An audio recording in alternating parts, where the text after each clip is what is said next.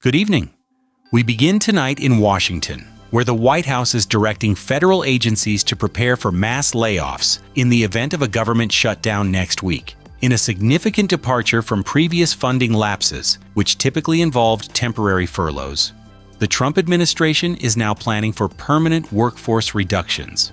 The White House Office of Management and Budget, or OMB, issued a memo late Thursday ordering agencies to draw up plans for a reduction in force, also known as a RIF. This would permanently eliminate the jobs of federal employees in programs that lose their discretionary funding. The memo places the responsibility for a potential shutdown squarely on Democrats in Congress. The administration argues that these drastic steps will only be necessary if a stopgap spending measure fails to pass. Earlier this month, the Republican-led House passed a continuing resolution to keep the government funded until November 21st.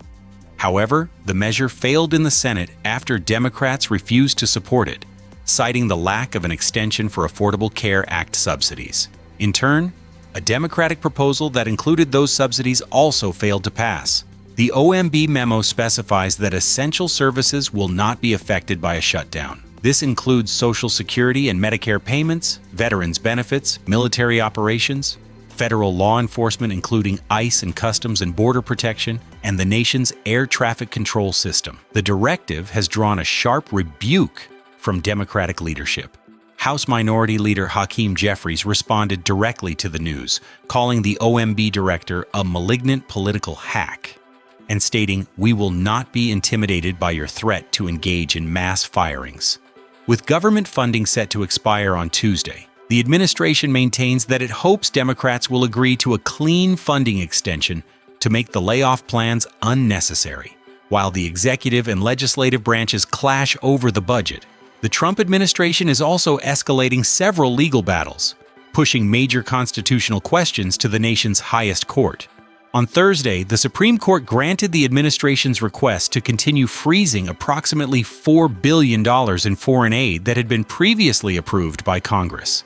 The ruling extends an earlier administrative stay that was granted by Chief Justice John Roberts on September 9th, which gave the full court more time to consider the matter. The case centers on the president's power to impound or withhold funds that the legislative branch has already appropriated, a fundamental issue touching on the separation of powers. The Department of Justice had asked the High Court to pause a ruling from a lower court, where U.S. District Judge Amir Ali had ordered the federal government to spend the money as allocated by Congress.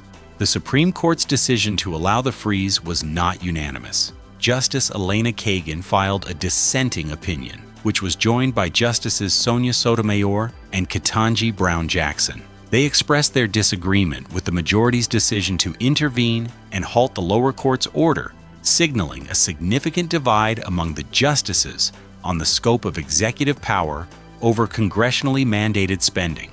In another significant move, the administration is asking the Supreme Court to weigh in on one of the most fundamental aspects of American law: who is a citizen?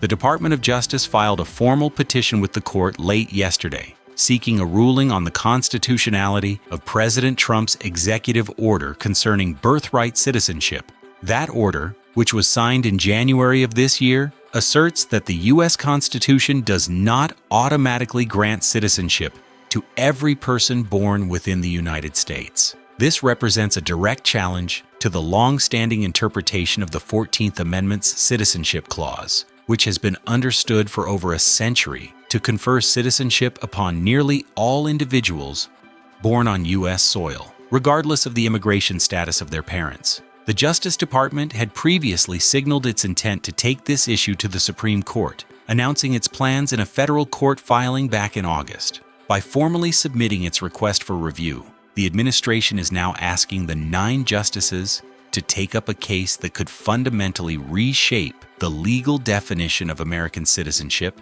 and have profound implications for generations to come. Beyond the courtroom, federal authority is also being asserted in new ways on the ground, particularly concerning immigration enforcement, which is now expanding into the American Midwest.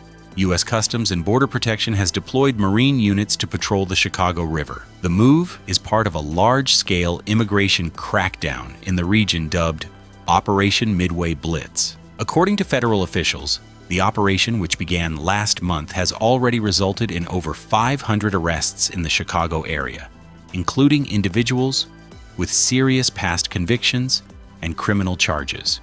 A CBP commander justified the new water-based patrols by stating, "Lake and rivers are borders too. Wherever the border's at, that's where Border Patrol is gonna be." The Chicago River connects to Lake Michigan and the Great Lakes system, which forms a water boundary with Canada. This federal surge has been met with staunch opposition from local Democratic leaders. Illinois Congressman Chuy Garcia accused the Trump administration of terrorizing immigrant communities. Meanwhile, Illinois Governor J.B. Pritzker has continued to decline federal requests to deploy the National Guard to Chicago, labeling the potential policy as an imposition of authoritarian rule. The administration points to Washington, D.C. as a success story for its National Guard strategy and has announced that Memphis, Tennessee, is the next city slated for a similar deployment. And finally tonight, new details are emerging from a report looking back at another instance of a massive federal presence in a U.S. city. The response to the events of January 6, 2021 in Washington, D.C. An FBI after-action report, the details of which were first broken by the online news website Just the News, documents the scale of the Bureau's deployment that day. According to the report, the FBI sent 274 agents to various locations in the Capitol, including the U.S. Capitol building and the surrounding grounds, as demonstrations escalated into a breach of the building. The document also reportedly includes numerous complaints from within the Bureau regarding political bias at the FBI, a contentious issue that has been at the center of political debate for several years. The reporting on the document received support from former FBI Director Kash Patel. In a post on social media, Patel wrote, "The only reason you have answers is because we are finding and producing materials exposing corruption at record levels." The after-action report provides a more detailed accounting of the federal law enforcement response to the Capitol breach, an event whose political and legal ramifications continue to unfold.